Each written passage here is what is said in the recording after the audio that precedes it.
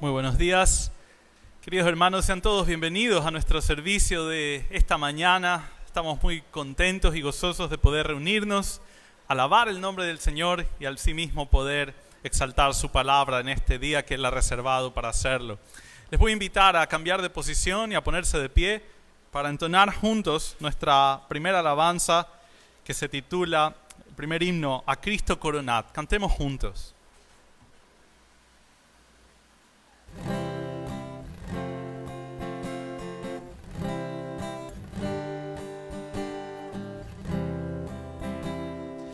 A Cristo corona, divino Salvador, sentado en alta majestad, es digno de loor.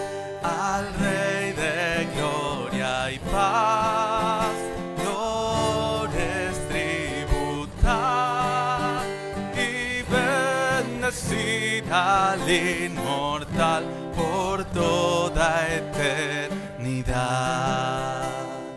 A Cristo corona, Señor de nuestro amor, al Rey triunfante celebrar, glorioso vencedor, potente Rey de paz, de triunfo consumó, y por su muerte de dolor su grande amor mostró.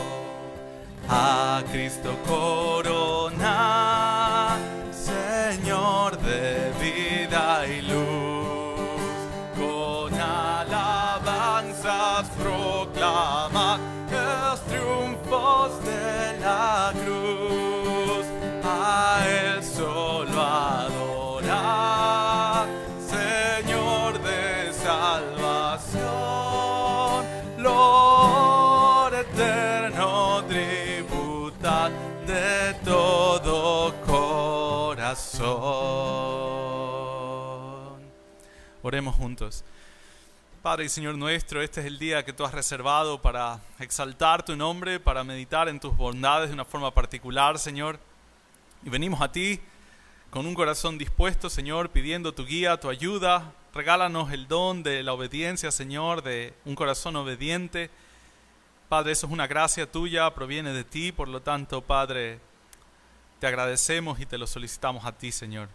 Oh Dios bendito, queremos rogarte por todo este día, que sea un día en el cual permanezcamos en tu palabra, Señor, que exaltemos tu nombre, aunque estos cantos sean el medio para preparar nuestras mentes y corazones, Señor, a abrir tu palabra y exponernos a ella, Señor.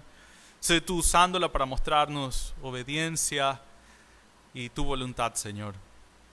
Padre bendito, queremos poner este día en tus manos, este tiempo y todo lo que aquí hacemos, Señor, que sea un medio por el cual exaltamos tu nombre, tenemos comunión contigo el día que tú has reservado, Señor. Todo esto oramos y lo pedimos a ti, entendiéndonos inmerecedores, pero Señor, recibiéndolo por medio de la obra y sacrificio de tu Hijo, Señor. En su nombre oramos, en Cristo Jesús.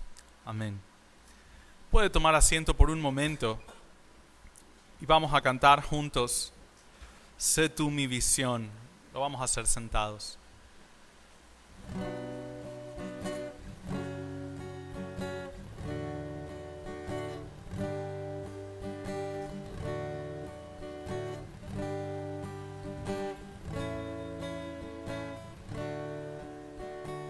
Oh Dios de mi alma, sé tú mi visión, nada te aparte de mi corazón. Noche y día siempre yo pienso en ti y tu presencia es luz para mí. Sabiduría sé tú en mi ser. Quiero a tu lado mi senda correr. Como tu Hijo amado me tienes, Señor, siempre morando en mismo amor. Sé tú mi escudo, mi espada en la lid, mi única gloria, mi dicha sin fin. Del alma tu amparo y mi torreón. A las alturas condúceme Dios. Y en esa misma posición vamos a continuar meditando en los atributos y personas de nuestro gran Dios para cantar juntos esta alabanza que lleva ese nombre, gran Dios, oh gran Dios.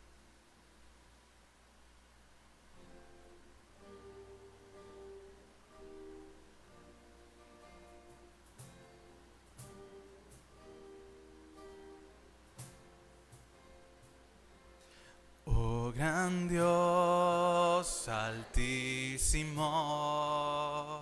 reina en mi corazón. Sé tú el dueño de mi ser, vence toda rebelión. No haya vicio ni maldad ante ti, oh Santo Dios. Me has comprado por amor, hazme tuyo, Señor.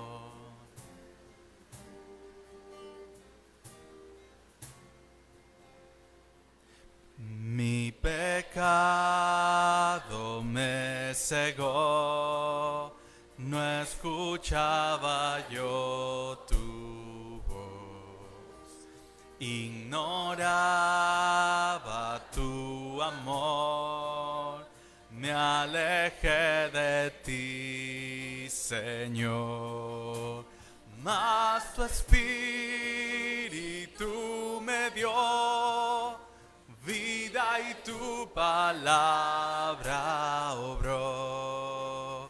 A tu Hijo conocí, su evangelio me salvó.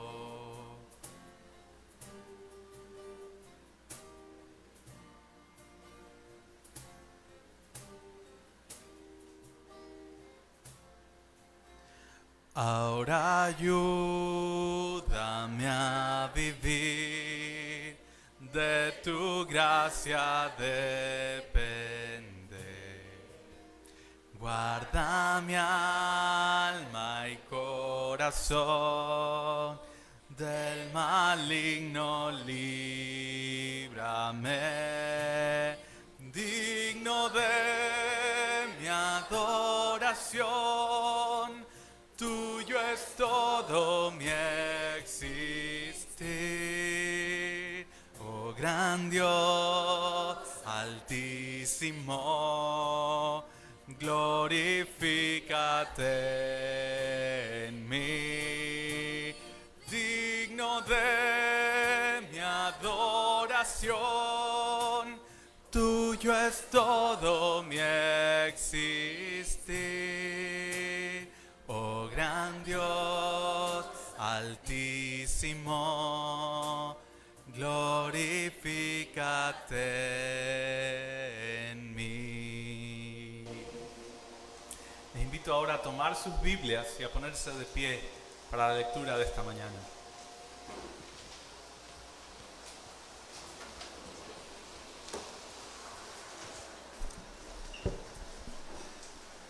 Dios les bendiga, hermanos. Abran sus Biblias en el libro de los Salmos y vamos a leer el Salmo 138. Salmo 138.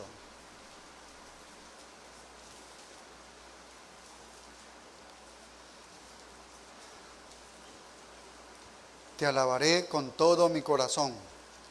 Delante de los dioses te cantaré salmos. Me postraré hacia tu santo templo y alabaré tu nombre por tu misericordia y tu fidelidad. Porque has engrandecido tu nombre y tu palabra sobre todas las cosas. Y el día que clamé me respondiste, me fortaleciste con vigor en mi alma. Te alabarán, oh Jehová, todos los reyes de la tierra, porque han oído los dichos de tu boca, y cantarán de los caminos de Jehová, porque la gloria de Jehová es grande, porque Jehová es excelso, y atiende al humilde, mas al altivo mira de lejos. Si anduviere yo en medio de la angustia, tú me vivificarás. Contra la ira de mis enemigos extenderás tu mano, y me salvará tu diestra. Jehová cumplirá su propósito en mí. Tu misericordia, oh Jehová, es para siempre.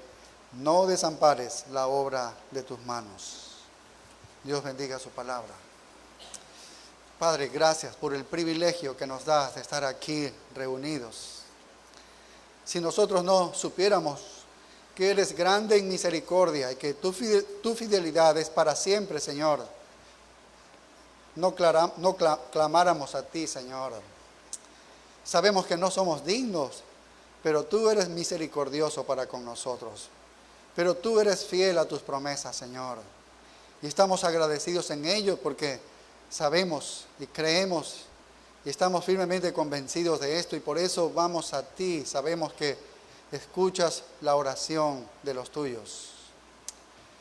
Padre, tú eres excelso y sin embargo te dignas. Te dignas, Señor, en recibirnos a nosotros, humillados, Señor, sabiendo que somos pecadores. Y te damos gracias, Padre, porque tú alzas a aquellos que son humildes y a los que son orgullosos, Señor, los derribas y los bajas. Ayúdanos, Señor, a cumplir este propósito tuyo en nosotros, Señor, que se haga una realidad, que se cumplan todos los planes que tienes para la vida de cada uno de nosotros, las pruebas, las situaciones, las circunstancias. Sabemos que todo lo usas para la gloria tuya, Señor. Tú eres exaltado. Tú eres quien debe ser alabado, Señor. Y aquí estamos haciendo eso, alabándote a ti, Señor. Ministra nuestros corazones en este tiempo, habla a nuestras vidas y aviva este corazón, Señor. Que te busque más, Señor. Que sea ferviente en buscar tu palabra y buscar tu voluntad. En tus manos quedamos, en el nombre de Cristo Jesús. Amén. Tomen asiento, hermanos.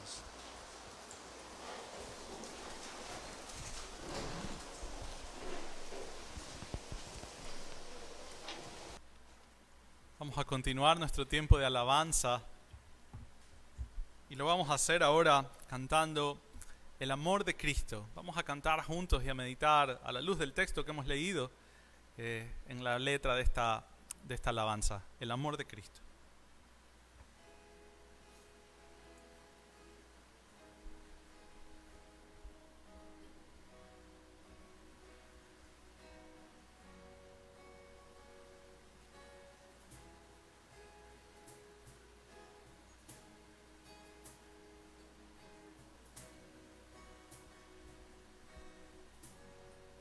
Profundo es el amor de Cristo,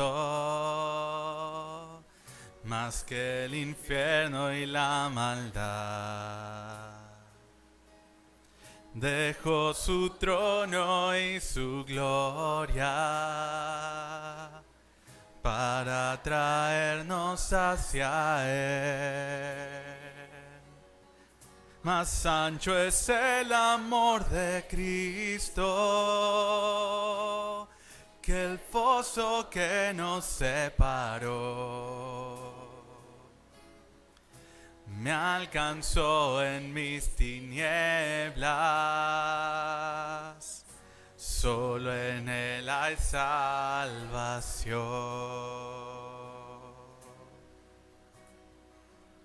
Más profundo que el mar, más allá del cielo está tu amor, me bastará.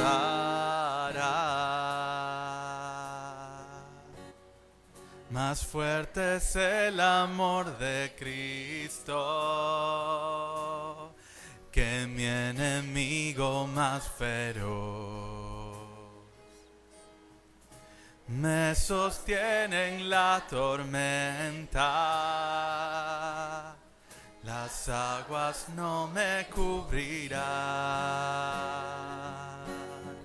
Me guiará el amor de Cristo en el más hondo valle aquí.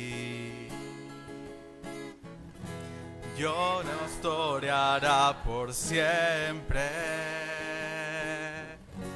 y me guarda junto a Él.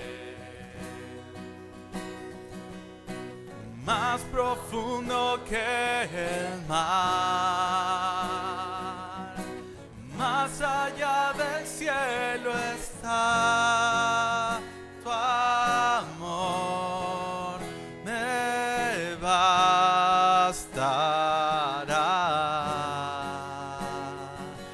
Más fuerte que la tempestad, venció el pecado y la maldad. Tu amor me bastará.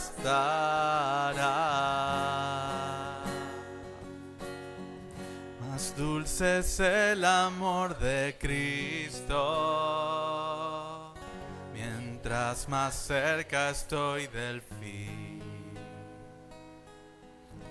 Meditaré su amor por siempre,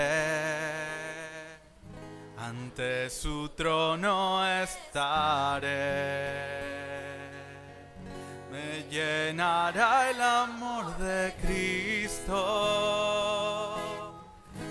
al su rostro contemplar. Yo le amaré por siempre, su alabanza cantaré.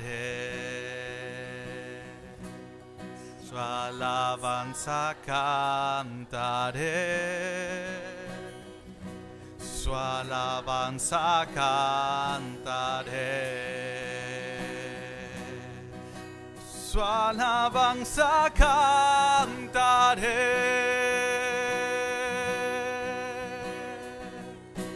más profundo que el mar, más allá del cielo está tu amor, me bastará,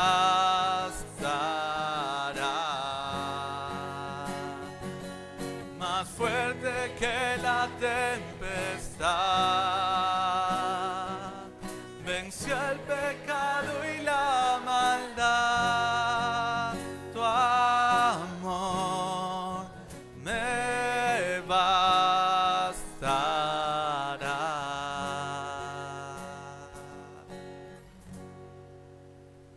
Vamos a terminar este tiempo de alabanzas ahora cantando juntos el himno Estoy bien con mi Dios. Cantemos juntos.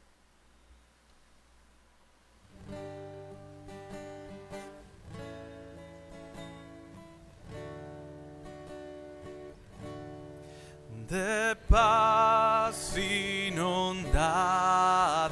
mi senda esté, ocúbrala un mar de aflicción, suerte cualquiera que sea, diré, estoy bien con mi Dios, estoy bien con mi Dios, estoy bien con mi Dios. Ya venga la prueba o me tiente Satán, no amengua mi fe ni mi amor, pues Cristo comprende mis luchas, mi afán, y su sangre obrará en mi favor. Estoy bien con mi Dios, estoy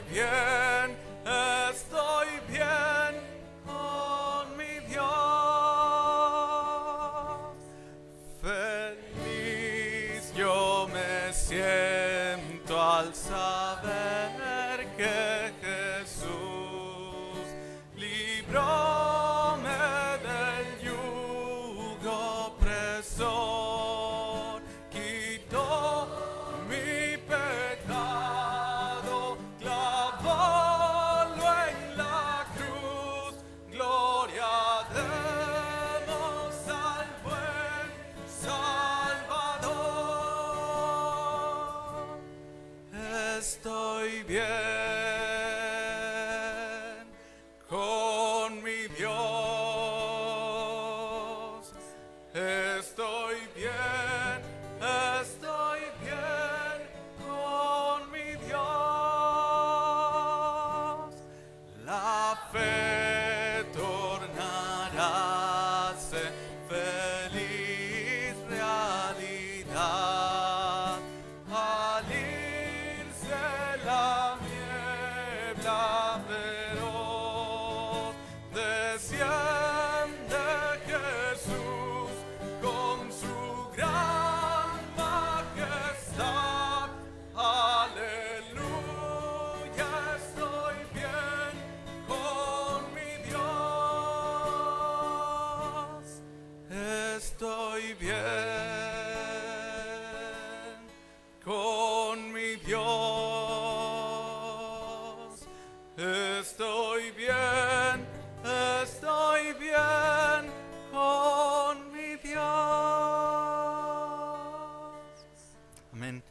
ahora a tener los anuncios de esta mañana.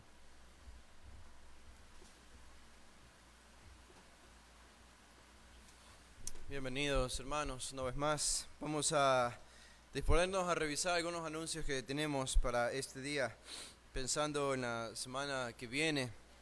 Algunos anuncios importantes, por ejemplo, pueden ver en su boletín, estamos ya planificando nuestro siguiente grupo de hermanos para los bautizos. Así que los hermanos que en fe han venido al Señor y asisten a nuestra iglesia regularmente, reconocen que son salvos, les animamos a que conversen con alguno de nosotros al final de este culto o con algún hermano ujier de nuestra iglesia para que se anoten para los próximos bautizos que vamos a realizar aquí en nuestra iglesia. También avisarles acerca de la escuela dominical para adultos. Hemos estado demorando un poco esta reunión los domingos a las 8:30 de la mañana. Algunos de ustedes que estaban aquí o asistían recuerdan, los domingos 8:30 teníamos un grupo para hablar acerca de diferentes temas de la vida cristiana o de la doctrina. Era la escuela dominical para adultos. Y el plan ha sido retomar estos estudios o esta escuela dominical y vamos a hacerlo la próxima semana, el próximo domingo a las 8:30 de la mañana. Así que les animamos a aprovechar estas clases, a ver si la demora ha incrementado el deseo de ustedes de venir. No ese era el plan, pero puede ser que funcione de esa manera. Fundamentos de la fe inició el día de hoy. Este es un discipulado de varias semanas, especial y únicamente para los nuevos miembros de nuestra iglesia. Domingos 8:30 de la mañana, a la misma hora, el mismo día, fundamentos de la fe. Si alguien no sabía o no se había percatado de que esto comenzó el día de hoy y es un nuevo hermano, miembro de nuestra iglesia, bueno, les animamos a asistir, a anotarse y poder estar allí para recibir estas clases. Y también les recordamos algo que no está en su boletín. La próxima semana iniciamos con el grupo de membresía. Esto es para los hermanos que el Señor ha salvado, que han venido a nuestra iglesia y están interesados en hacerse miembros de nuestra iglesia, ser parte de manera formal y oficial de nuestra congregación. Conversen con nosotros y sepan que la próxima semana, el próximo domingo, también a las 8:30, allí en la oficina, vamos a iniciar estas clases de membresía. Así que traten de comunicar eso a nosotros. El primer paso es llenar la hoja de aplicación. Es todo lo que deben hacer, llenando su información para que nosotros podamos tener su registro. Al final de este culto pueden requerir esa hoja, conversar con uno de nosotros de nuevo para que puedan estar listos para la próxima clase. Bueno, si tenemos algunos hermanos nuevos, siempre pueden revisar el boletín para ver los horarios de nuestro culto, los días de reunión que tenemos. Allí ustedes pueden ver en la página principal. Hoy tenemos obviamente este culto y a las 5 de la tarde también nuestro culto vespertino. Sabemos que estuvieron en buenas manos las semanas anteriores. Nuestros hermanos Richard y Luis nos ayudaron a traer la palabra y predicaron, y damos gracias al Señor por las vidas de ellos, por su servicio, por la predicación de la palabra y cómo sabemos que confortó y bendijo sus corazones. Así que gracias a nuestros hermanos que colaboraron con nosotros. Sabemos que ya no nos extrañaban con esas predicaciones que escucharon, se sintieron muy bien. Pero una cosa, solo para aclarar, no toda la información ha sido actualizada en el boletín, así que en la parte media del boletín, si ustedes lo abren, se dice, habla de un discipulado el lunes y un discipulado de matrimonio el sábado. Bueno, eso está desactualizado. No tenemos los lunes y no tenemos nada de los sábados. Los sábados tienen que pasar en casa con su familia, no queremos que vengan a la iglesia. Así que, pero este discipulado matrimonial y discipulado de niños, de crianza de los hijos, lo estamos teniendo los días viernes a las 7 de la noche. Viernes, 7 de la noche. Muchos de ustedes estaban pidiendo y requiriendo unas clases de discipulado de estos dos temas, matrimoniales y de crianza de los hijos. Bueno, ya los estamos teniendo los días viernes, así que están abiertos para los hermanos que están casados y para los hermanos que están criando hijos o van a criar hijos en el futuro. También estas clases les pueden servir. Bueno, siempre es un gozo para nosotros tratar de conocer en medio de nuestra congregación a personas, amigos, hermanos, familiares que nos estén visitando por primera vez algún día domingo. Así que eso les vamos a pedir, lo único que tienen que hacer es levantar su mano nada más si hay alguien que nos visita por primera vez un día domingo. Solamente levante su mano y nuestros hermanos ujieres van a entregarles un pequeño folleto, una pequeña hoja que ustedes van a poder llenar. Sabemos que, bueno, ¿quién me avisaba? Jimmy, tú me avisabas de que tenemos una familia que nos está visitando. Entonces solo pueden levantar su mano, nuestro hermano les va a entregar un pequeño folleto. Bienvenidos. Por atrás había otra persona que había levantado su mano. Damos gracias al Señor. A veces vienen personas que nos visitan por conocidos que asisten a nuestra iglesia, otras veces, muchas veces por medio de las redes sociales o por medio del internet encuentran nuestra iglesia. Así que sea cual sea el medio que el Señor usó para que conozcan de nosotros, damos gracias a Él que están aquí y oramos que la palabra del Señor haga su obra en ustedes y tener la posibilidad de conocerles un poco más de cerca. Bueno, bienvenidos. Vamos ahora a tener el tiempo de las ofrendas. Así que lo que hacemos regularmente entonces es que tomamos esto como un tiempo de adoración al Señor y con suma reverencia vamos a meditar en su generosidad y en nuestra responsabilidad de participar en lo que Él está haciendo aquí en la tierra. Vamos a hacer una oración. Padre, te damos gracias porque siempre que meditamos en tu misericordia, en tu gracia, en tu generosidad, nos abruma el hecho de saber todo lo que nos das a pesar de que nada merecemos, Señor. Y estamos aquí, venimos a ti en este culto, en esta mañana, recordando todos tus beneficios y todos los medios que tú has dispuesto para que nosotros podamos conocerte, para que podamos crecer, para que podamos servirte, para que podamos ser útiles en la gran obra de redención que tú estás realizando.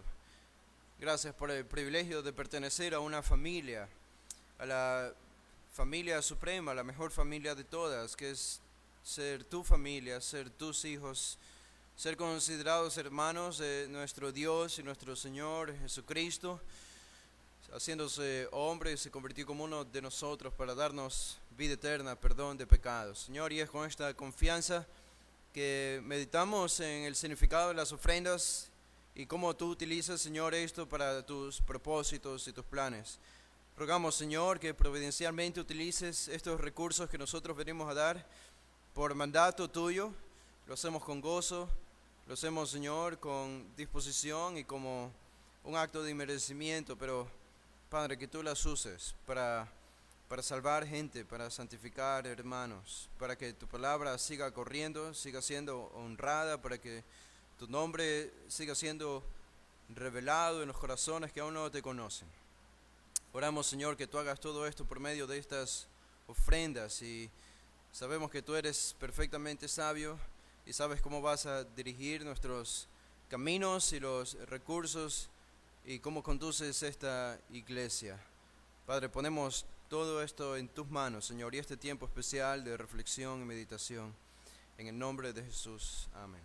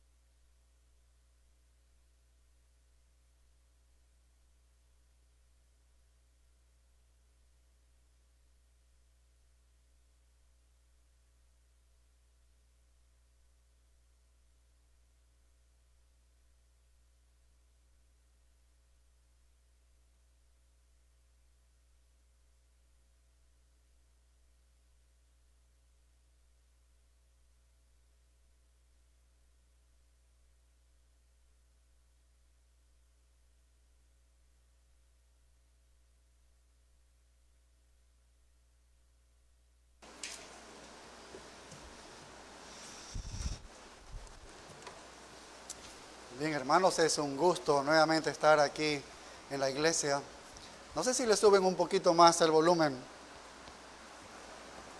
Y estamos agradecidos a Dios. Hemos regresado sin novedad. Fue un tiempo de mucha bendición estar allá. El día lunes y martes, 1 y 2 de marzo, estuvimos en un taller.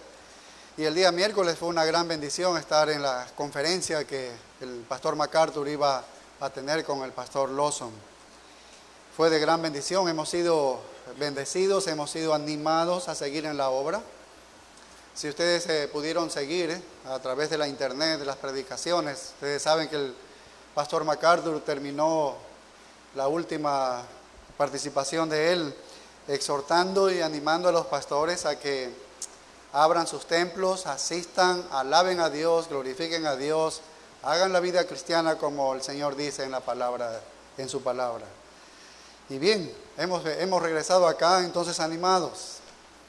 Para el mes de octubre, Sixto habló con el doctor Suber, así que es muy posible que él esté aquí para las conferencias que Dios mediante vamos a hacerlas aquí en nuestra iglesia en el mes de octubre, y él puede estar acompañándonos aquí para el Apex, para tener unas clases durante toda la semana, y el fin de semana puede ser una conferencia y luego acompañarnos aquí en la predicación del domingo. Bien, así que ha sido de gran bendición. El pastor Henry Tolopilo les manda saludos a todos ustedes, y quién sabe si en el 2022 él pueda regresar otra vez y esté acá con nosotros. Así que estamos animados por eso. Bien, ahora vamos a continuar con nuestro estudio porque estamos llegando a la última carta de las iglesias del Apocalipsis, que es la carta a la iglesia de Laodicea. Esta iglesia es la iglesia que enfermó al Señor Jesucristo por su tibieza. Era una iglesia tibia en realidad. Todas estas cartas hemos visto que están dirigidas a iglesias reales, en ciudades reales, en el tiempo del Asia Menor, hoy en día Turquía. Pero estas cartas trascienden su tiempo y espacio y se convierten en unas cartas modelo a diversos tipos de iglesia a través de la historia de la iglesia. Ilustran para nosotros el día de hoy el carácter de las iglesias. A través de ellas podemos ver, ¿no?, con la luz de su palabra, con la luz de estas cartas, podemos ver las iglesias de una manera más clara, las iglesias que hay hoy en día. Recuerden que estudiamos de dos iglesias que fueron muy buenas. La iglesia de Esmirna y la iglesia que vimos la última vez, Filadelfia. Ellos no tuvieron ninguna condena, pero las otras 5 vemos que se va degradando progresivamente, porque vimos a Éfeso como una iglesia fuerte doctrinalmente, pero había perdido su primer amor. Luego vimos a Pérgamo, que había negado la fe, pero estaba tolerando el pecado. Tiatira tenía algunas cosas buenas, pero había hecho un compromiso con el mundo, y la mayor parte de la iglesia estaba metido en ese compromiso. Y aunque Sardis tenía nombre, estaba muerta. Unos pocos estaban vivos en esta iglesia. Y la última iglesia es esta de Laodicea, la peor de todas las iglesias. La peor de todas las iglesias. Es una iglesia no salva, es una iglesia donde no conocía la salvación. Si había creyentes acaso allí, ni siquiera se menciona si había creyentes en esta iglesia. Se caracteriza por ser una iglesia tibia, y esto resulta como una metáfora de la persona que no es salva. Se le dice tibio a aquel que no es salvo. De eso lo aprendemos aquí en esta carta. Esta es la única iglesia en la que Cristo no tiene nada bueno que decir, absolutamente nada bueno que decir. Su condenación es sin atenuantes, va directo, ¿no?, cuando el Señor habla de su condena. No hay ninguna característica redentora en esta iglesia. Bien podríamos decir que esta es la iglesia falsa, que es la iglesia no regenerada. Esta es la iglesia no regenerada. Y esta iglesia que es orgullosa recibe una carta que es la más amenazante de todas las cartas a las iglesias del Apocalipsis. Comienza aquí en el versículo 14 del capítulo 3 de Apocalipsis y comienza así. Vamos a ver el contenido de ella, veamos la riqueza de esta carta y todo lo que nos tiene que decir sobre esta iglesia tibia. Y veamos que comienza identificándose el autor y dice, y escribe al ángel. Bueno, sabemos que el ángel es el mensajero, el pastor que se había dirigido a la isla de Patmos, donde se encontraba el apóstol Juan, que estaba preso por causa de la palabra. Y este mensajero, recibiendo esta carta, debía regresar a su lugar, a su iglesia, y leer esta carta. ¿Y cuál es la iglesia a la que él tenía que regresar, en la cual él estaba a cargo o estaba pastoreando?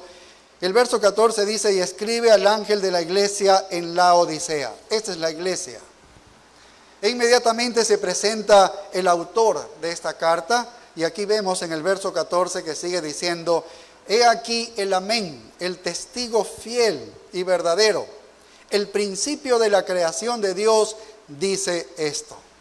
Y hemos visto nosotros cómo cada una de las cartas presenta características que identifican al autor de estas cartas, que es el Señor Jesucristo. Y casi todas estas presentaciones, estas características, han sido tomadas de la visión que tuvo Juan en el capítulo 1 del Cristo glorificado, del Cristo en gloria. De ahí han sido tomadas, pero aquí se identifica de una manera única. Se llama a sí mismo el Señor Jesucristo, se llama a sí mismo con 3 títulos. Mira, el primero dice, aquí dice el amén. Este es el primer título. El amén es un título para Dios. Si nosotros vamos al Antiguo Testamento, vamos al libro de Isaías, en el capítulo 65, verso 16, observa lo que dice. Isaías 65, 16. Dice así.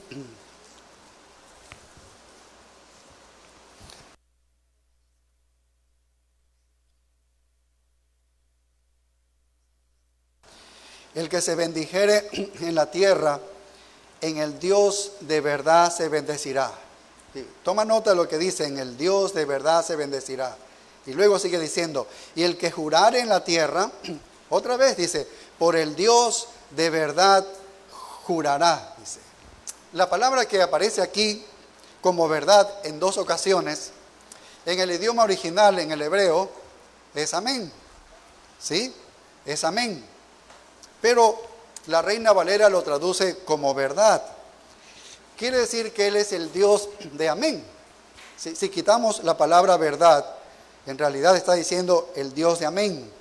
Y amén en hebreo, en el idioma original, significa verdad o afirmación o certeza.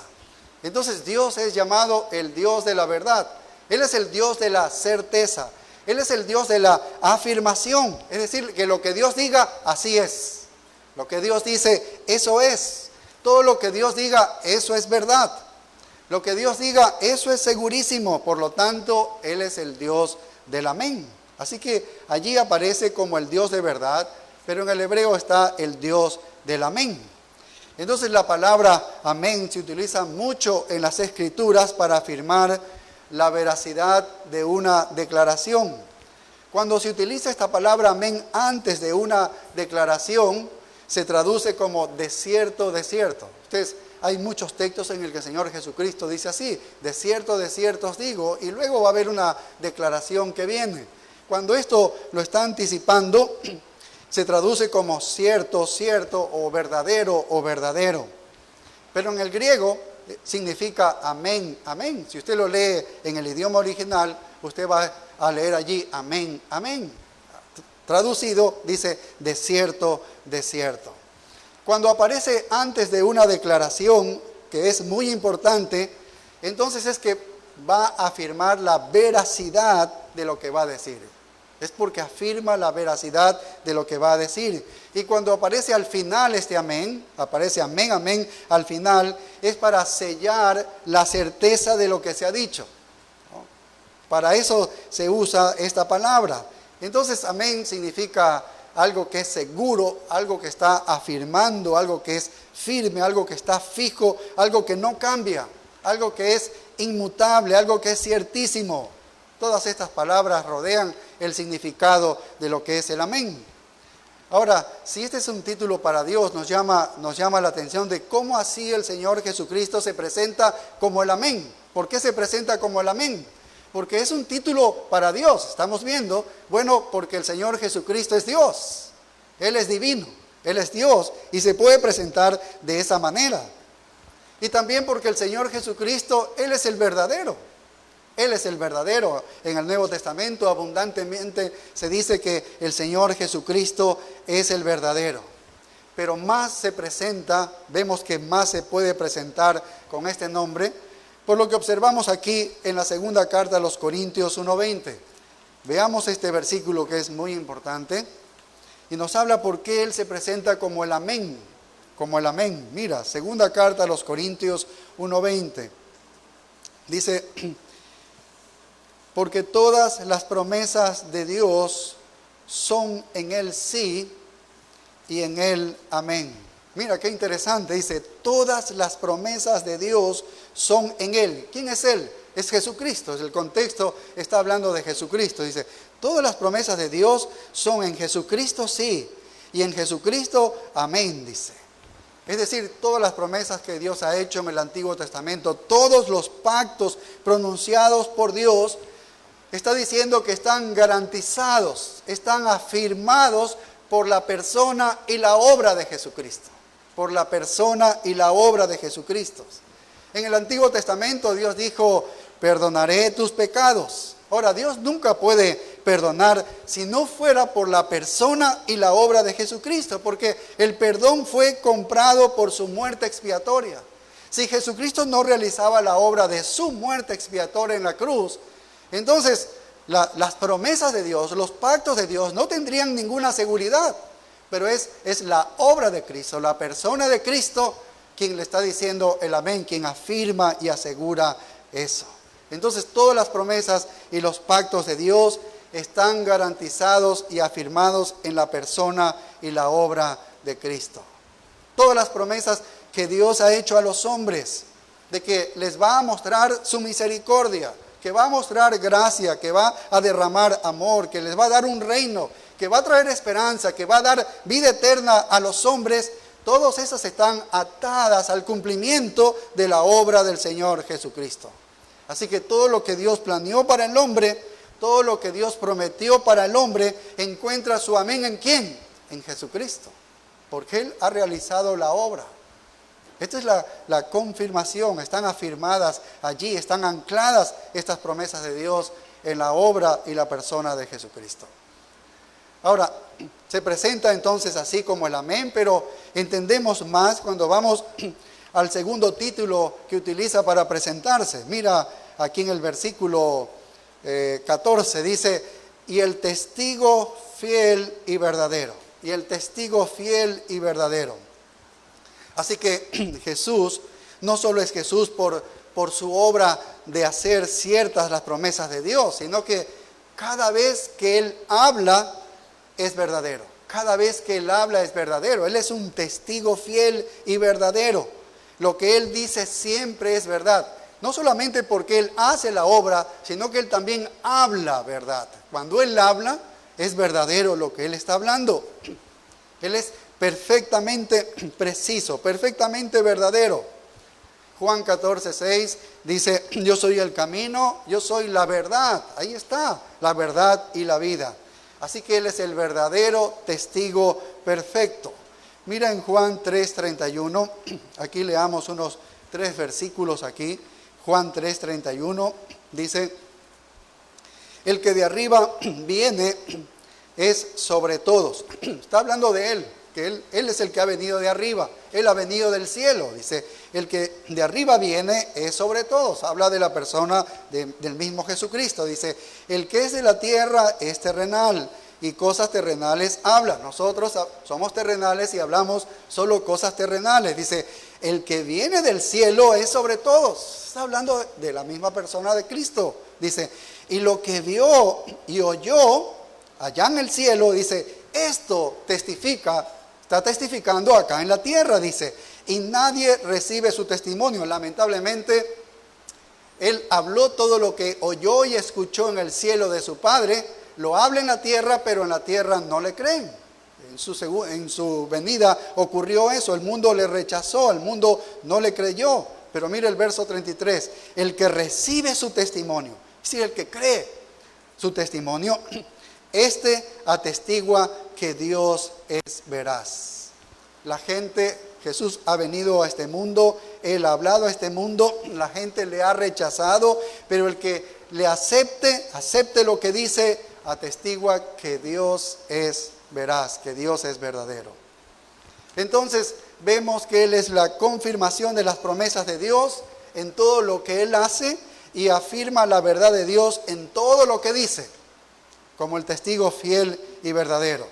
Ahora, comenzar las cartas entonces con estos títulos de el amén y el testigo fiel y verdadero es una gran manera de comenzar una carta, porque afirma a la iglesia de Laodicea que Él sabe lo que les va a decir, Él sabe lo que está hablando, Él sabe que lo que va a decirles a la iglesia de Laodicea, Él sabe lo que dice, es verdadero, no es algo falso. Por eso se presenta como el amén, como el testigo fiel y verdadero. La evaluación que voy a hacer de ustedes, iglesia de Laodicea, no crees que yo estoy errado en esto, yo sé lo que estoy diciendo, porque yo hablo lo que es la verdad. Él se presenta entonces como el amén, como el testigo fiel y verdadero. Porque esta iglesia de Laodicea tenía su propia evaluación. Era una evaluación errada, una evaluación humanista, una evaluación terrenal, totalmente corrupta, equivocada. Ellos decían, estamos bien, ya vamos a ver más adelante, somos ricos, no tenemos necesidad de nada, decían ellos. Pero la evaluación que hace el Señor es una evaluación verdadera. Yo soy el amén, el testigo fiel y verdadero. Yo no me equivoco. Lo que van a escuchar de mí, eso es la verdad sobre ustedes. Además que cualquier promesa que el Señor les haga a ellos, viniendo de Él, es ciertísimo, es verdadero. Podían cogerse de alguna promesa que el Señor podría hacerles a ellos. Así que se presenta de esta manera. Cuando Él les va a ofrecer una comunión, en el versículo 20 de tocar la puerta, les está ofreciendo una comunión. Esta es una promesa que les está haciendo a ellos de salvación. Y Él la puede ofrecer porque Él es el amén. Él es el sello.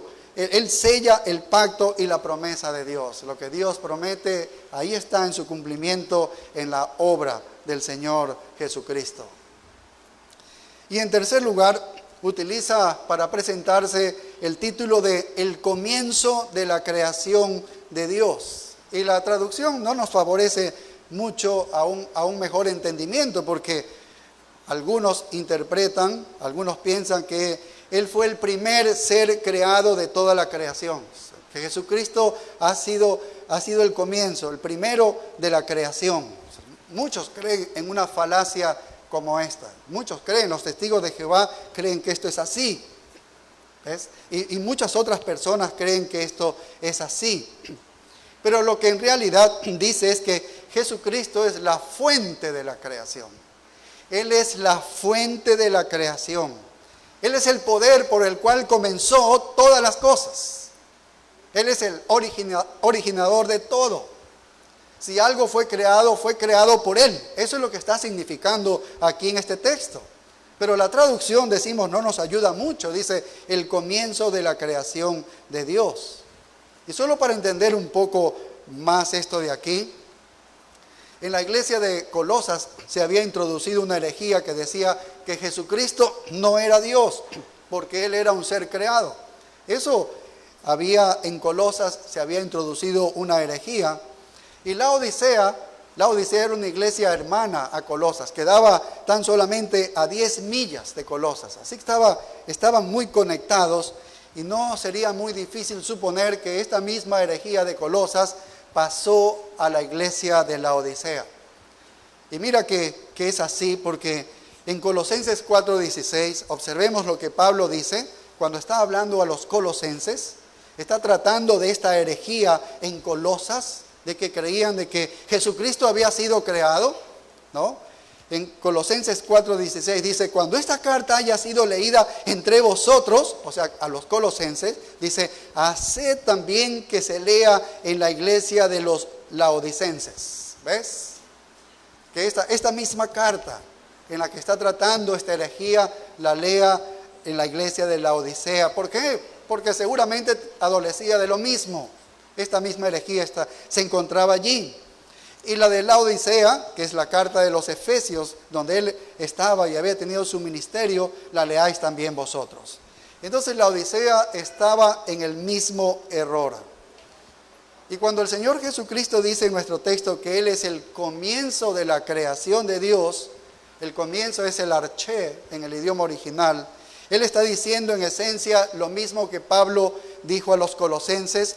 Mira, vamos a Colosenses 1 y el verso 15.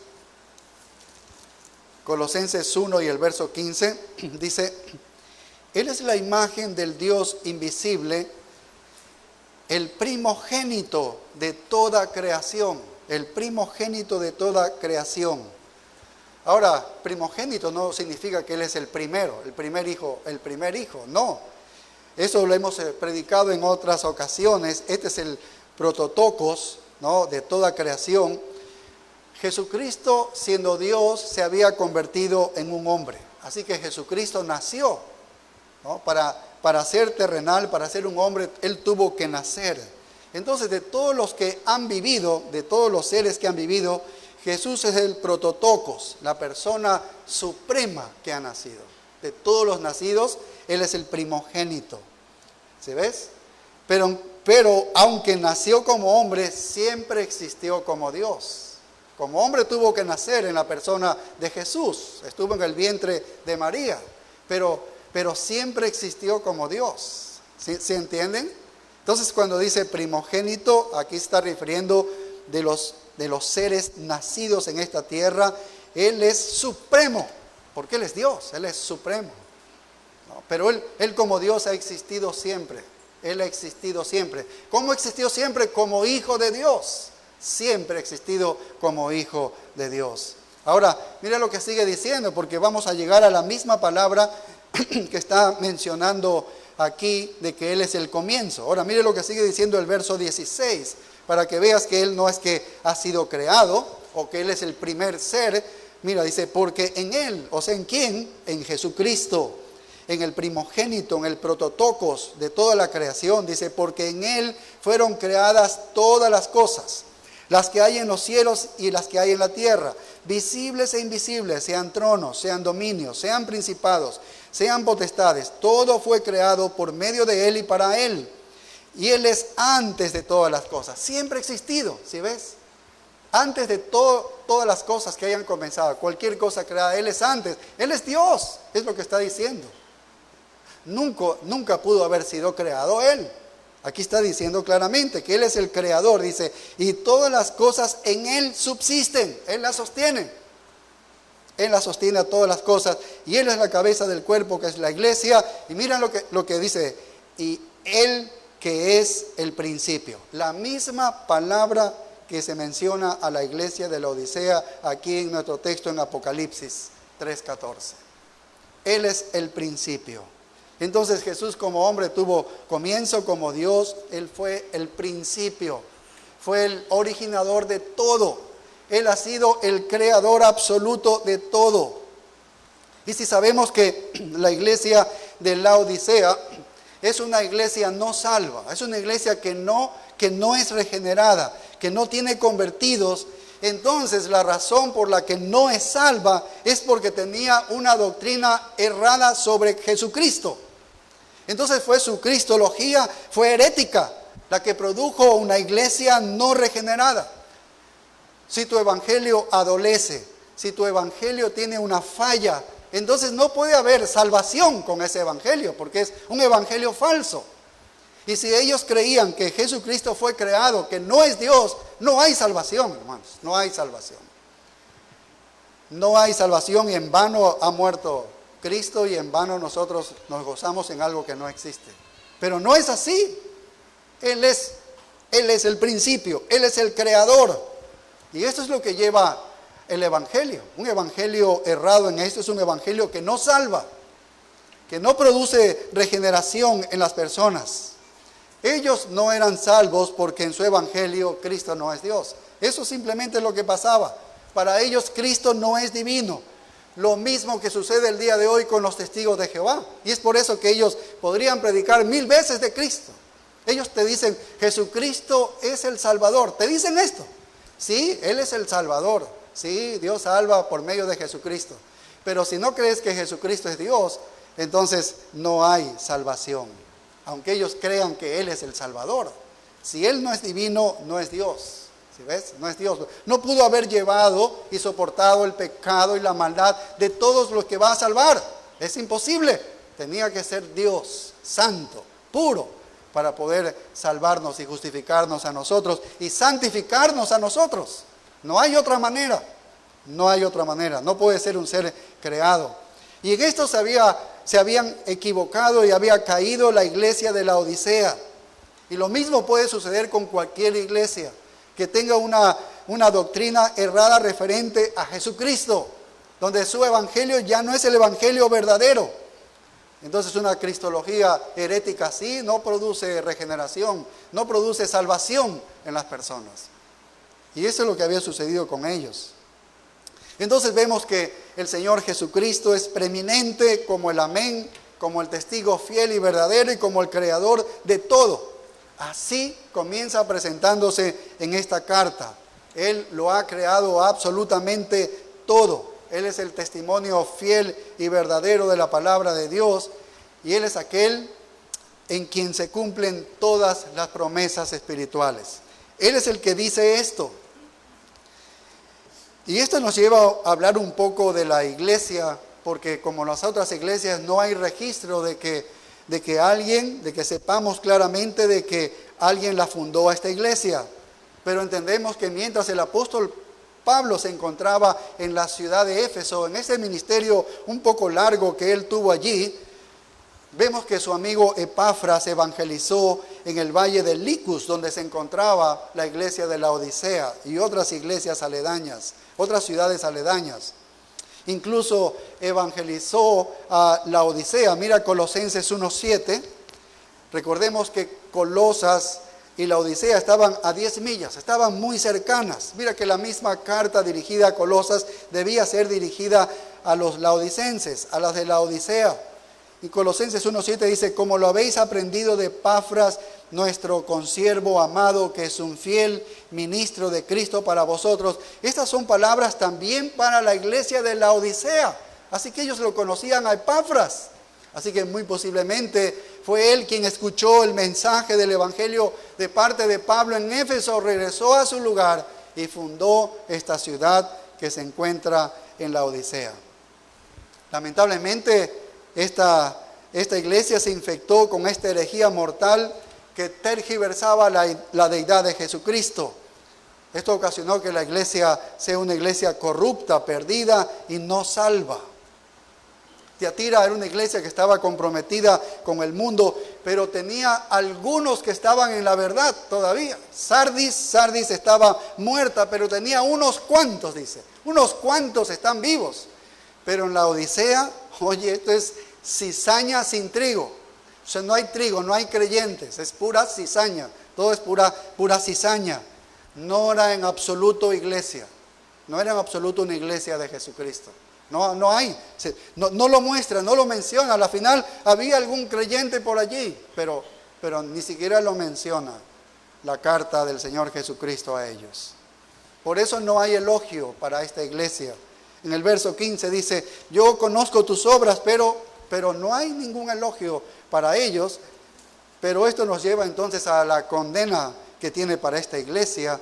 Y la condena es muy importante. Mire el verso 15 que dice, yo conozco tus obras, que ni eres frío ni caliente. Ojalá fueses frío o caliente, pero por cuanto eres tibio y no frío ni caliente, te vomitaré de mi boca.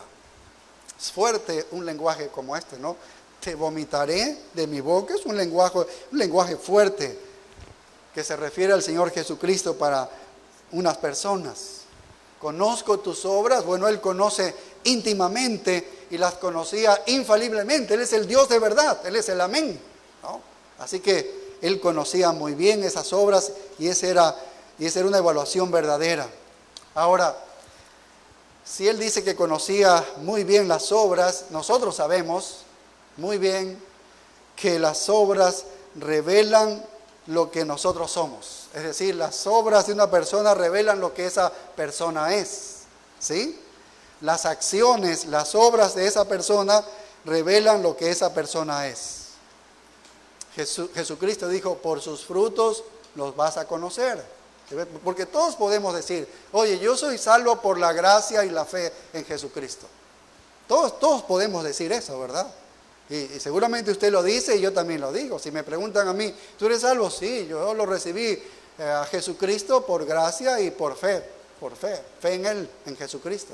Es así, por eso sé que soy salvo. Y todas las personas, de hecho, podrían responder de esta manera.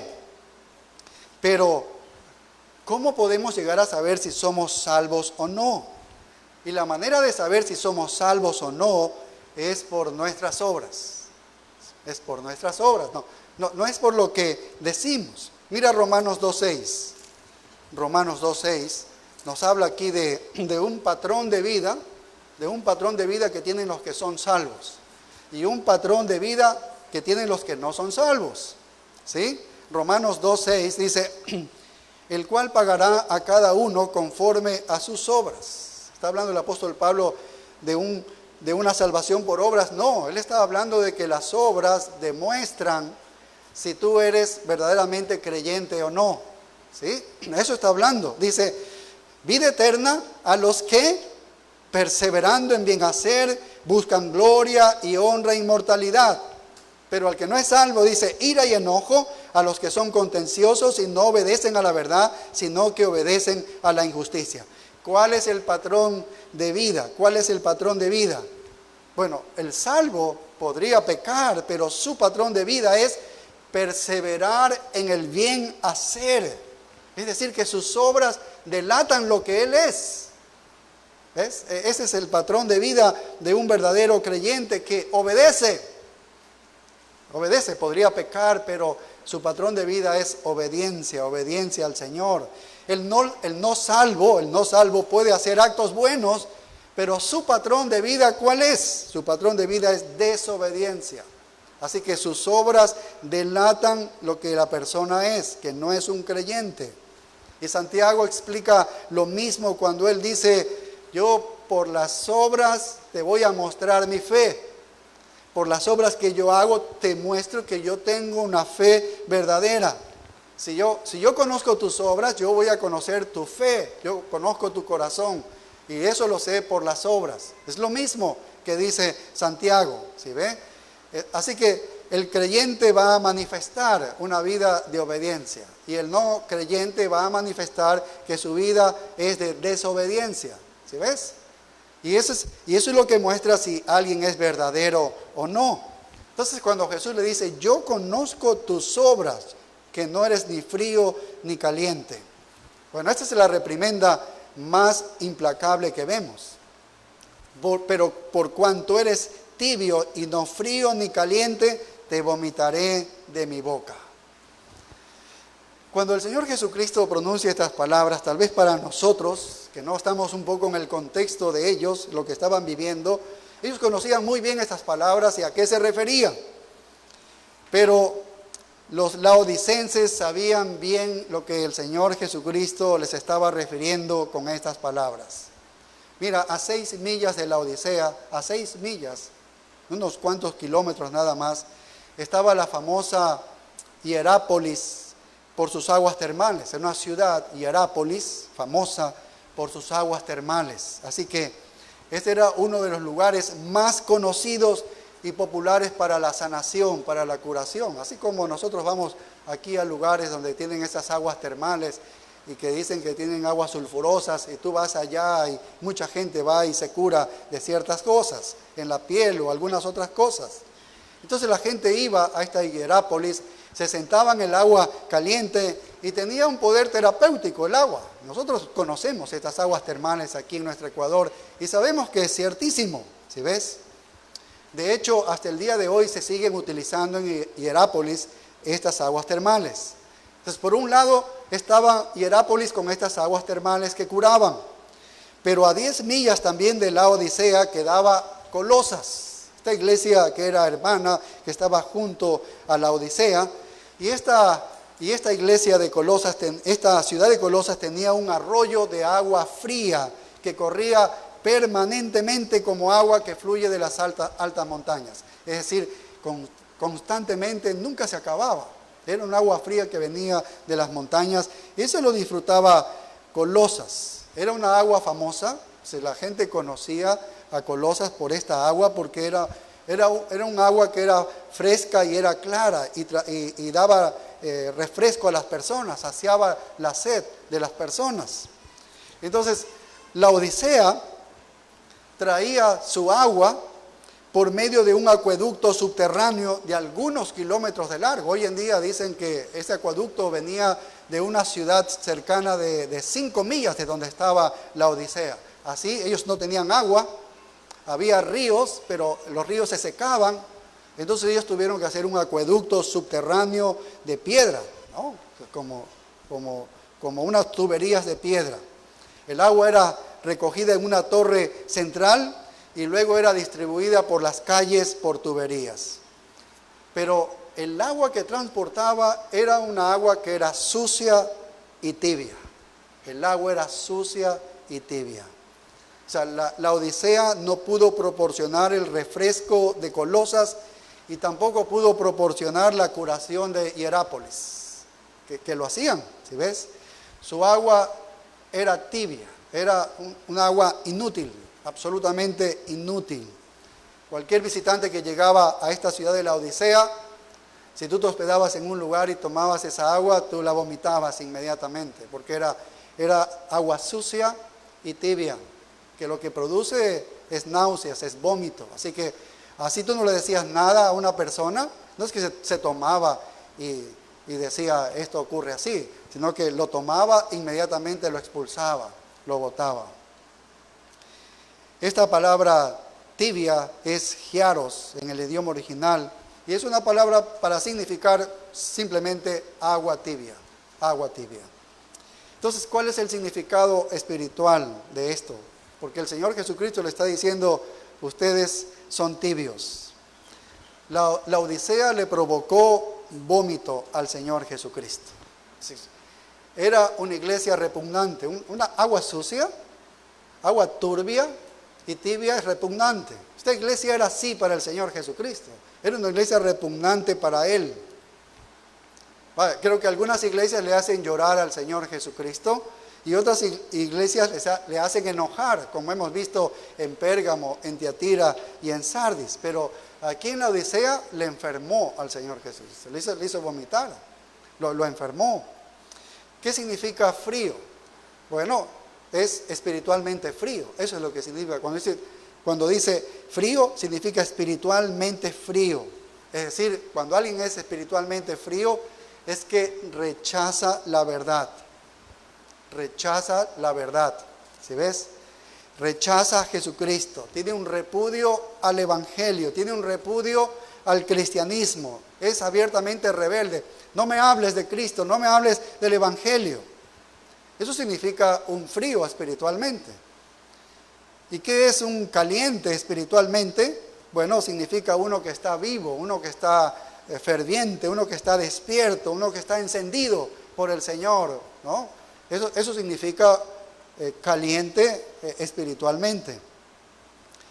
Y hay muchos en el mundo que están completamente fríos con las cosas de Cristo, y lo sabemos, tal vez tenemos amigos así. Usted les habla del Evangelio y el Evangelio los deja inmóviles, les inmuta lo que usted les pueda decir de Jesucristo, no les interesa absolutamente para nada, no hay una reacción en ellos para el Evangelio, no hay una respuesta espiritual para los que están fríos totalmente, ¿no? No hay un interés en el cristianismo ni en la iglesia. Y lo interesante es que no son hipócritas porque no ponen ningún pretexto. Hay gente que dice, no, es que mira que me levanté tarde, que no pude ir, que me salió esto, que me visitó fulanito. Esos son hipócritas nada más, ¿sí ves? Pero estos de frente te dicen, ¿sabes qué? No, yo no quiero saber nada de Cristo. Este es el frío espiritualmente. Por otro lado están los creyentes que están marcados por una respuesta a la verdad espiritual. Y ellos son fervientes. Eso es lo que se espera de los creyentes, que sean fervientes, celosos. Entonces está diciendo metafóricamente que yo podría acercarme a ustedes, tomarlos a ustedes, si fueran como Hierápolis, porque entonces serían genuinos. Es decir, si son fríos, oye, yo podría incluso convencerlos más a ustedes, porque absolutamente no quieren nada del Evangelio. Incluso si fuesen como el agua fría de Colosas, eso es mejor que ser el agua sucia y tibia de la Odisea.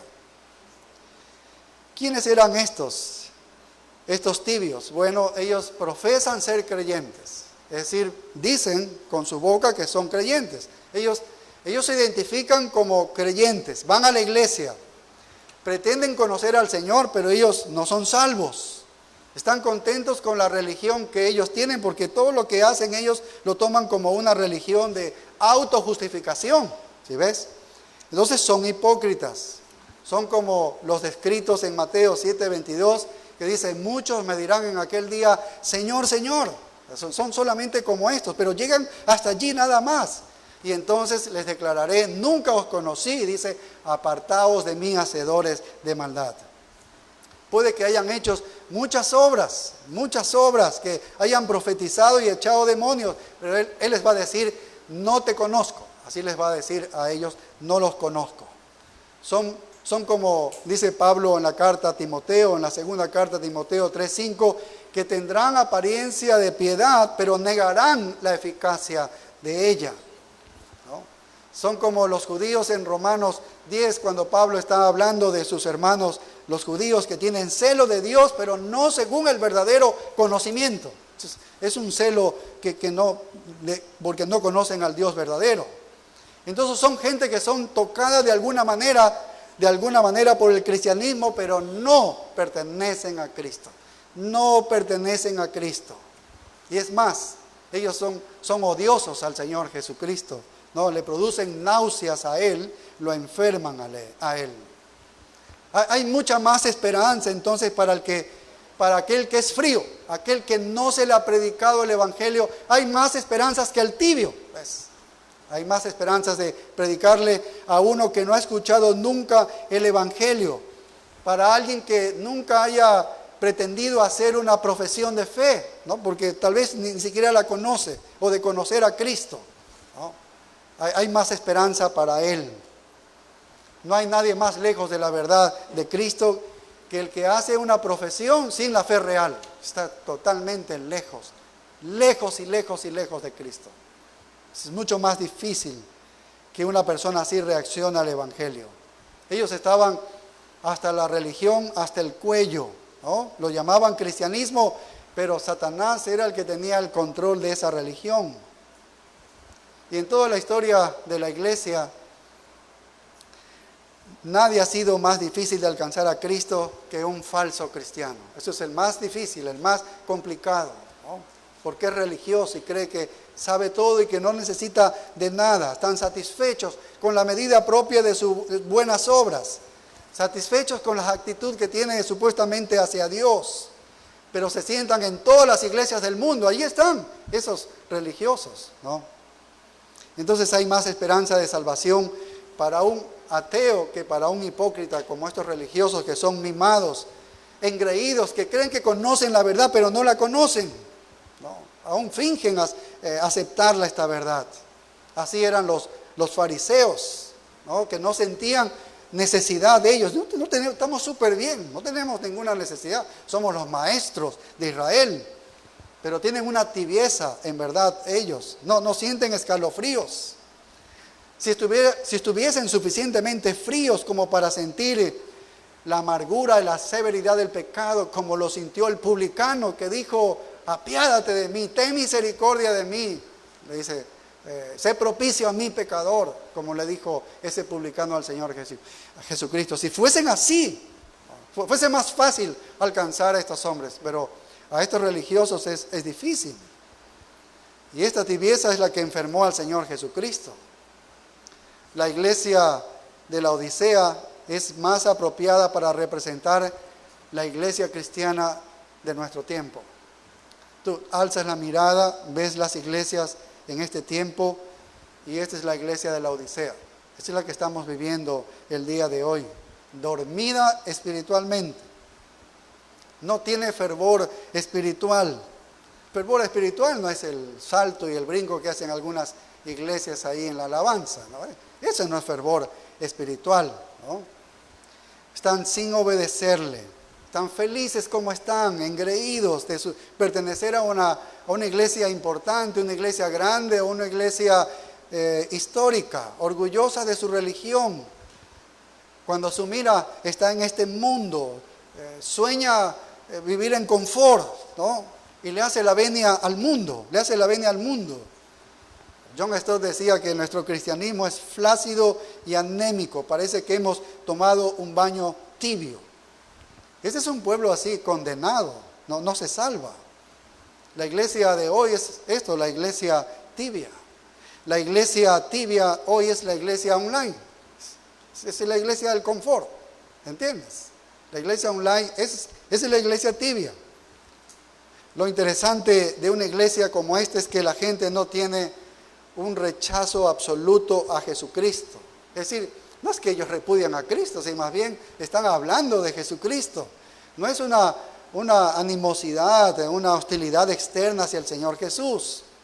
Seguramente lo están llamando Señor por su nombre, ¿no? Y están mencionando su nombre a cada momento. Pero Jesús les dice, oye, prefiero que seas frío que tibio.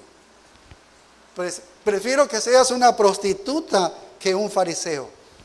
Prefiero que seas un pecador que conozca su pecado que un hipócrita que no lo quiera reconocer. Eso es lo que dice Jesús a través de su evangelio. Prefiero que seas un publicano sintiendo la frialdad de la pérdida en tu pecho diciendo Dios es propicio a mi pecador, que un fariseo diciendo te agradezco que no sea como estos hombres. Es terrible. Cualquier cosa es mejor que la tibieza. Cualquier cosa es mejor que la tibieza. Pero incluso había algo peor que ser tibio. Y esta es la segunda condena. Es el autoengaño en la cual se encontraban estos de la Odisea. Miren el verso 17, dice, porque tú dices, yo soy rico y me he enriquecido y de ninguna cosa tengo necesidad. Y no sabes que tú eres un desventurado, miserable, pobre, ciego y desnudo. Terrible. Esto era peor todavía, el autoengaño. Esto es autoengaño. Mira cómo comienza, porque tú dices. Decir no significa nada, ¿entiendes? Decir no tiene ningún sentido, ningún valor. La gente de Mateo 7, 21 al 23 le decía, Señor, Señor, Señor. Decían reconocer a Jesús como su Señor, pero Jesús le dice, oye, tú me dices eso no significa nada que pronuncies mi nombre. No significa nada. Lo que importa es si lo haces. Al reino de Dios no entran los que dicen, al reino de Dios entran los que hacen la voluntad de mi Padre. Esa es la obediencia. Entonces no es lo que decimos, ¿no? La gente de Mateo 7:22 dice, nosotros predicamos en tu nombre, nosotros hicimos milagros, echamos fuera demonios. Estos son los de la Odisea, son los que dices que somos religiosos pero no son regenerados. Están nombrando a Dios y a Cristo y quieren mostrar todo lo que han hecho. ¿Y qué le dicen? Mira lo que dicen. Lo que le dicen a Cristo, le dicen, yo soy rico, le dice, y me he enriquecido y de ninguna cosa tengo necesidad. Esta es una autoevaluación de ellos y es un autoengaño, ¿no? Una autoevaluación engañosa, ¿no? La Odisea era una ciudad muy rica, tenía riqueza material. Y eso daba a la gente seguridad. La riqueza da una seguridad falsa a las personas. Así que ellos eran muy conocidos y reconocidos en otras ciudades por la riqueza que había en la Odisea. Y parece que la iglesia también creía que era rica. O al menos eso es lo que ellos dicen. Yo soy rico, dice. ¿Estaban hablando de dinero aquí? No, no estaban hablando de dinero. Realmente ellos pensaron cuando dice yo soy rico, ellos creían que espiritualmente eran ricos. ¿Ves? Estaban autoengañados. Es muy posible que la herejía en Colosas era el incipiente gnosticismo, que más tarde se conoció como gnosticismo, y el gnosticismo proviene de esa palabra gnosis, que significa saber o tener o conocimiento. Entonces ellos pensaban que habían alcanzado el conocimiento. Entonces decían, Cristo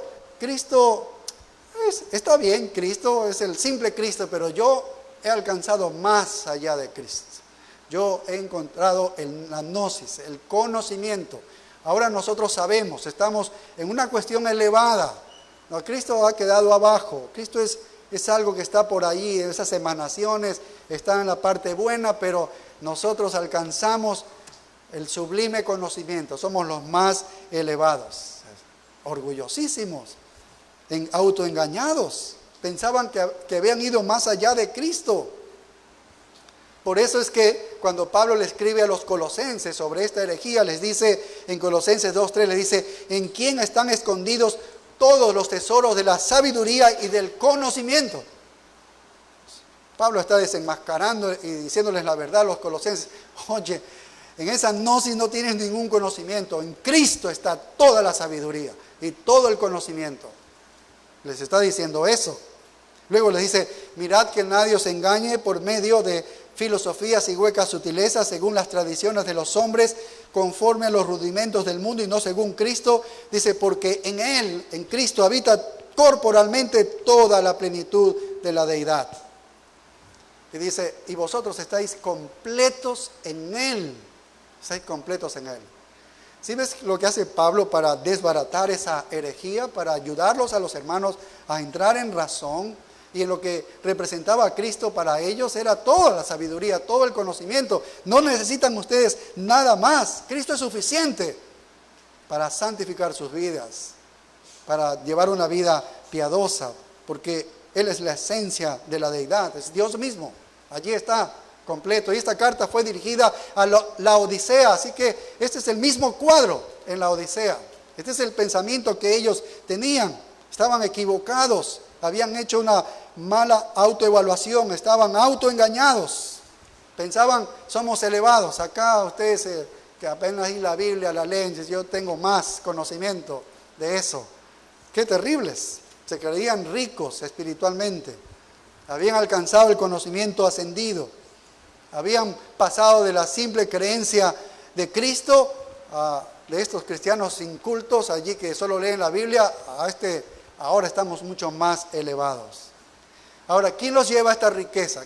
¿Por qué cayeron a esta riqueza? ¿Quién los llevó a esta riqueza falsa? Bueno, el texto dice, yo soy rico.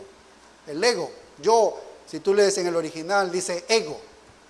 El ego, fueron ellos. Es el sistema de las obras que los autojustificaba. Es decir, mis obras, yo hice. Eso los autojustificaba a ellos. Es decir, los méritos. Yo llegué, yo pude hacerlo. Lo he logrado, yo lo he hecho. He alcanzado el nivel más elevado. Esta persona es la persona más difícil de alcanzar. Se parecen a muchos que yo conozco hoy en día de iglesias tradicionales que aparentemente tienen mucho conocimiento elevado y que avergüenzan a otros que no tienen el conocimiento de ellos, y es difícil alcanzarlos. Con las doctrinas de la gracia no las quieren creer y están en las Escrituras. Están en las Escrituras. Tienen una visión, estos aberrante de Cristo. Ellos no lo veían a Jesucristo como el Creador. No lo veían así, estaban caídos. Se habían enamorado de su propio intelecto y asumían que estaban más elevados que todos.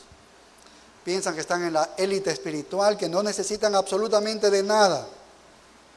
Y cuando tú vienes con el evangelio simple, oye, eres un pecador. Dios es santo, eres un pecador. Tienes que arrepentirte de tu pecado porque la condena es el castigo. Y le hablas de Jesucristo, se ríen del evangelio. Estos son los de Mateo 7, 13 al 14, que transitan por el camino ancho de la perdición. Ese es el camino de la religión, es anchísimo, ¿no? Que les engaña diciendo que les lleva al cielo, pero terminan en el infierno. Ellos son los que construyen la casa allí sobre la arena, no sobre la roca, sino sobre la arena. Pero el Señor Jesús, mira lo que le dice en el verso 17, les dice: no saben nada ellos, porque no sabían nada. ¿Qué es lo que no sabían nada ellos? ¿Qué es lo que no sabían? Dice: no sabes que tú eres un desventurado, miserable, pobre, ciego y desnudo. ¡Ay, qué terrible! Es que tú te crees que estás súper bien y la realidad es que tú eres un miserable, desamparado, eres un pobre, ciego, desnudo. Oye, este es un cuadro terrible. Cuando leyeron esta carta, esa gente quedó, pero ¿qué?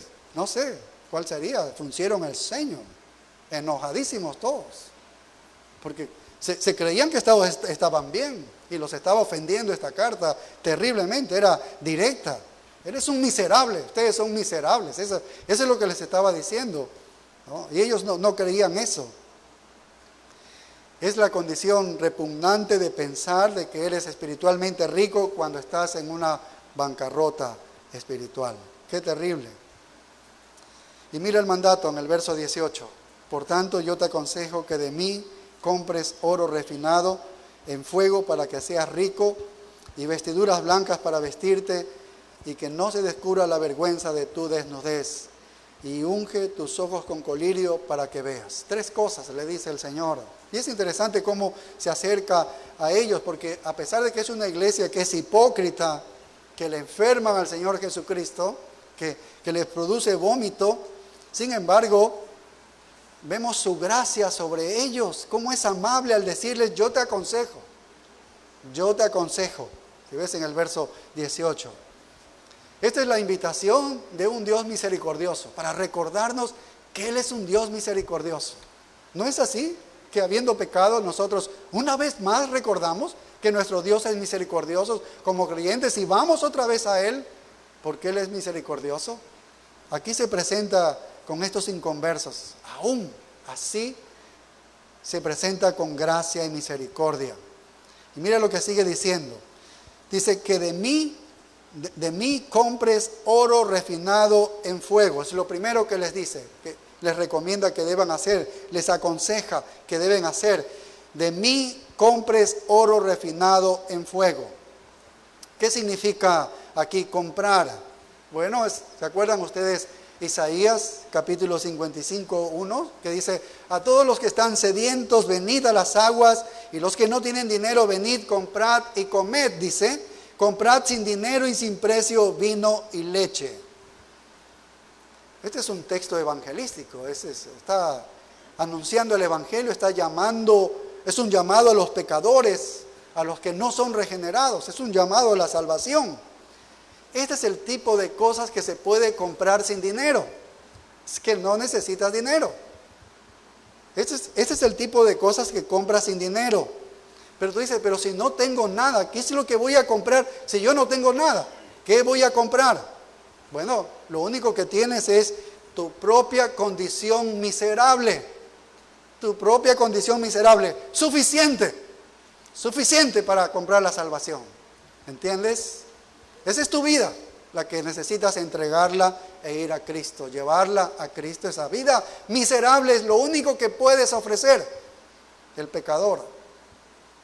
De hecho, todas nuestras vidas son miserables. Es Cristo la que nos da la gracia, la bendición y todas las cosas. Siempre estamos necesitando, pero el pecador necesita entregar esta condición miserable. Es todo lo que puede ofrecer el pecador. Si va a ofrecer como ellos, yo tengo esto, yo tengo lo otro, obras, estás totalmente equivocado en el camino de llegar a la salvación. Entonces, que de mí compres oro refinado en fuego. Debes comprar. Jesús dijo: ¿qué dará un hombre a cambio de su alma? ¿Qué beneficiará a un hombre si gana todo el mundo entero, ¿Puede acaso eso ganar su alma? No, no puede ganar. ¿Qué darías a cambio de tu alma? Esta condición miserable es la que necesitas. Reconocer que eres miserable. ¿Por qué? Porque eso te va a llevar al arrepentimiento entonces. De que tú ofendes al Señor, que mereces la condenación. Y la condición miserable nos lleva al arrepentimiento. Renuncias a ti mismo. Renuncias a ti mismo. Te rindes y te ofreces al Señor. Eso es todo lo que entregas, esa vida miserable al Señor. ¿Qué debía comprar? Bueno, debía comprar oro refinado en fuego para que seas rico. Vaya, ellos pensaban que eran ricos espiritualmente, pero estaban en bancarrota. Pero Él les dice, si tú con esa vida miserable, tú puedes comprar y yo te puedo dar ese oro refinado en fuego y serás rico, dice. ¿A qué se está refiriendo? Porque el apóstol Pedro, en primera de Pedro 1:7, es interesante cuando él dice, para que sea sometida a prueba vuestra fe, dice, mucho más preciosa que el oro, aunque perecedero se prueba con fuego, sea hallada en alabanza, gloria y honra en la venida de nuestro Señor Jesucristo. ¿De qué oro está hablando allí? El oro de la fe verdadera. Entonces él le dice, con eso puedes comprar, con esa vida miserable puedes comprar esto que yo te voy a dar, que es la fe verdadera, la fe verdadera. ¿Sí ves? La fe verdadera. Es una relación real con Jesucristo. Salvación. ¿Qué más? Verso 18, y vestiduras blancas para vestirte y que no se descubra la vergüenza de tu desnudez. Bueno, en Isaías, en Apocalipsis, nos habla que las vestiduras no son otra cosa que el manto de justicia. ¿No? Los que aparecen en Apocalipsis 7:9, la multitud salvada está en unas túnicas blancas, aparecen con túnicas blancas. En Apocalipsis 19:8 está vestida la multitud de lino fino, blanca o brillante y limpia.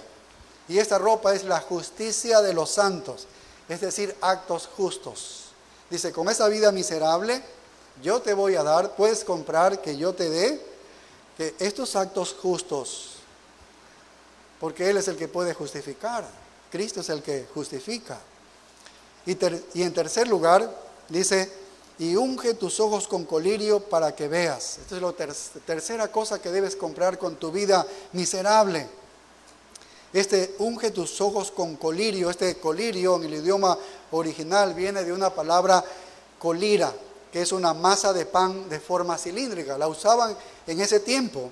Y este es como un bulto alargado, era impregnado con medicamentos allí, ese bultito, y utilizado como un vendaje para los ojos, que estaban cansados y adoloridos, y traía alivio y sanación.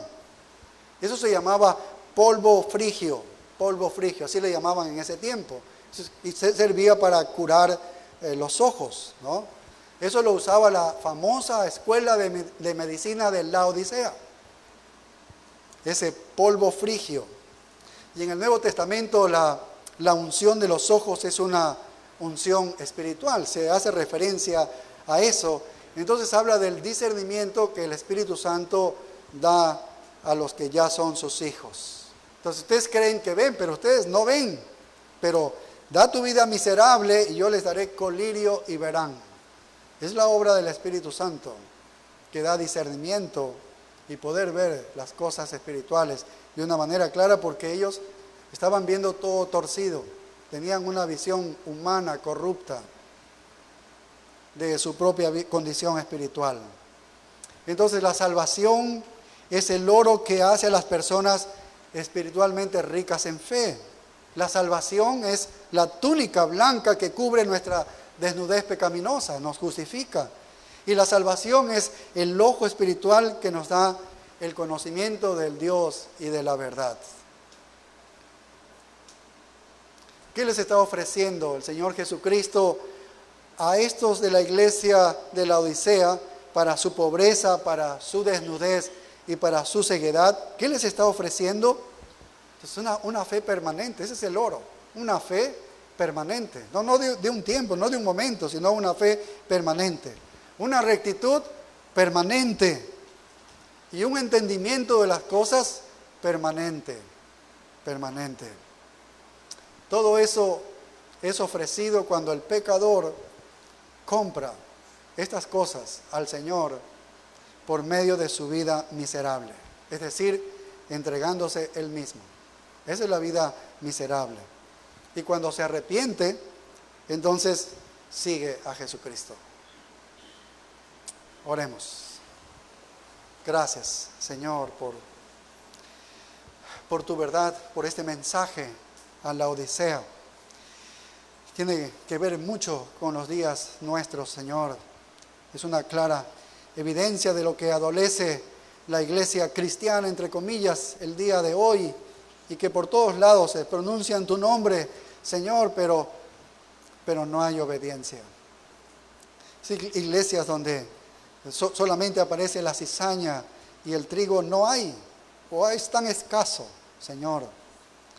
Oh Padre, sin embargo, te acercas a ellos como un Dios misericordioso y le haces un llamado, y le das consejos, le das mandatos, de que si desean, reconozcan la vida miserable en la que se encuentran, y vayan a ti para comprar ese oro de la fe, esa ropa de la justicia que solamente tú puedes dar, y ese conocimiento que solo lo da el Espíritu Santo, Padre bendito. Trae a salvación a los que no te conocen, y a nosotros reactiva nuestras vidas, Señor. Que no caigamos en la tibieza espiritual, que seríamos un vómito a nuestro Señor Jesucristo. Sería algo contraproducente a nuestra realidad, Señor, cuando habita Cristo en nosotros, cuando el Espíritu Santo nos ha sellado. Es incongruente que seamos tibios. Oh Padre, sacude nuestras vidas, despierta nuestros corazones, arde nuestros corazones, Señor, dentro, que tu palabra arde en nuestras vidas, Señor, que busquemos tu rostro, Señor. En tus manos quedamos en el nombre de Cristo Jesús. Amén. Nos ponemos de pie, nos despedimos en oración, hermanos.